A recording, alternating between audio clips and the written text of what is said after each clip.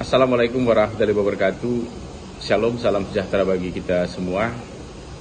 Saya Yansen Stindaun dari Medan, Sumatera Utara, menyapa seluruh teman-teman, sahabat dan rekan-rekan pengurus, kader dan simpatisan Partai Demokrat di seluruh Indonesia. Baik itu dari tingkat kecamatan, kabupaten kota, provinsi, pokoknya seluruh Indonesia lah. Bahkan juga cabang-cabang Partai Demokrat di luar negeri, misalnya di Malaysia, di Singapura, di Australia, di Taiwan, dan di banyak tempat lainnya. Teman-teman, saya hanya ingin menyampaikan dua hal saja. Ya, yang pertama, tidak ada itu dualisme Partai Demokrat itu. Yang ada itu hanya satu lisme. Itu. Jadi Partai Demokrat yang sah itu hanya ada satu, yaitu Partai Demokrat yang dipimpin oleh Mas AHY. Jadi itu harus jadi pegangan teman-teman. Jadi keyakinan dalam berpolitik ini penting, ya. Jadi jangan terpengaruh dengan berita-berita yang ada di media. Jadi Partai Demokrat hanya ada satu. Partai Demokrat yang legal dan resmi hanya ada satu. Partai Demokrat yang sah hanya ada satu, yaitu Partai Demokrat yang dipimpin oleh Mas AHY.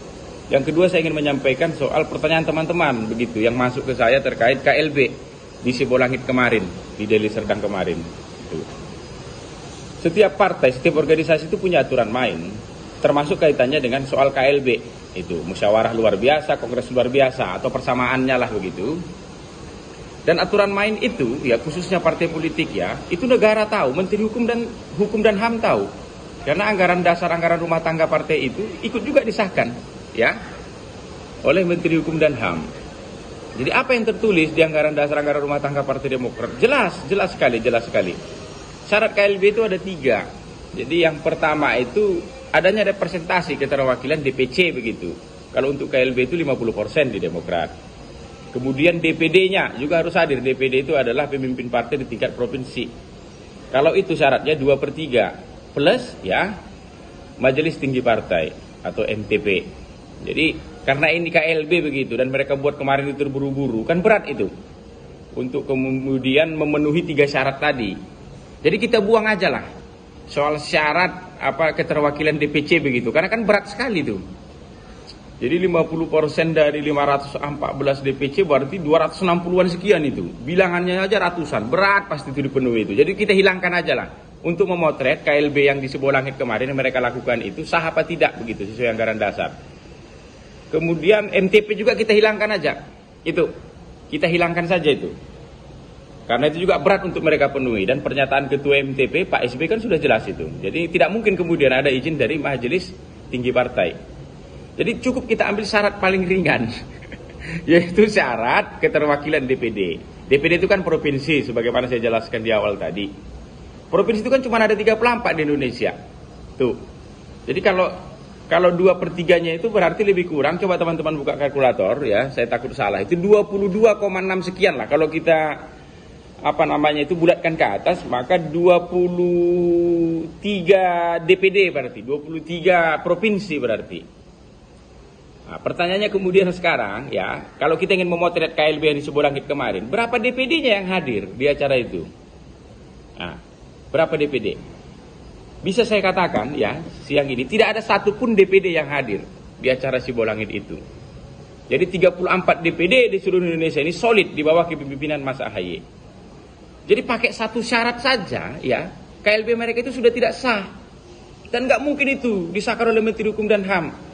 Orang anggaran dasar, anggaran rumah tangga untuk penyelenggaraan KLB itu Menteri Hukum dan HAM tahu kok, negara tahu kok, mereka ikut mengesahkan kok. Itu. Jadi jangankan menggunakan 3 syarat, satu syarat saja tidak terpenuhi. Itu. Anggaplah misalnya kemarin 514 DPC semua hadir. Tidak ada satu DPD pun hadir. Itu pun nggak sah. Itu. Apalagi nih? Itu DPC-nya jauh dari quorum untuk KLB, DPD-nya satu pun gak ada yang hadir. Itu makanya saya mengatakan itu sudah pasti tidak akan disahkan itu oleh Menteri Hukum dan HAM. Dan untuk mengecek ini gampang, nggak susah, nggak rumit. Itu ada namanya SIPOL, Sistem Informasi Partai Politik. Itu saya kebetulan ya orang yang ikut terlibat dalam mengurus SIPOL itu di pemilu yang kemarin. Memang berat sekali, bukan hanya Partai Demokrat. Itu hampir semua partai di Indonesia ini lolos SIPOL itu di detik-detik akhir itu. Jadi Tetapi ternyata sekarang ada gunanya ketika ada soal-soal dalam tanda kutip ya, ada dualisme kepengurusan lain segala macam yang saya katakan di awal tadi, nggak ada itu dia. Tinggal dicek aja di sistem informasi partai politik. Itu ada di KPU itu. Di DPC ini siapa ketua DPC-nya yang sah sesuai sipol, begitulah. Kemudian DPD-nya, ketua DPD-nya siapa yang sah sesuai sipol. Tinggal dicek aja. Itulah pemilik suara yang sah. Termasuk DPD begitu. Dari 34 DPD itu namanya ada di sipol, sistem informasi partai politik. Itu. Ada nggak yang hadir?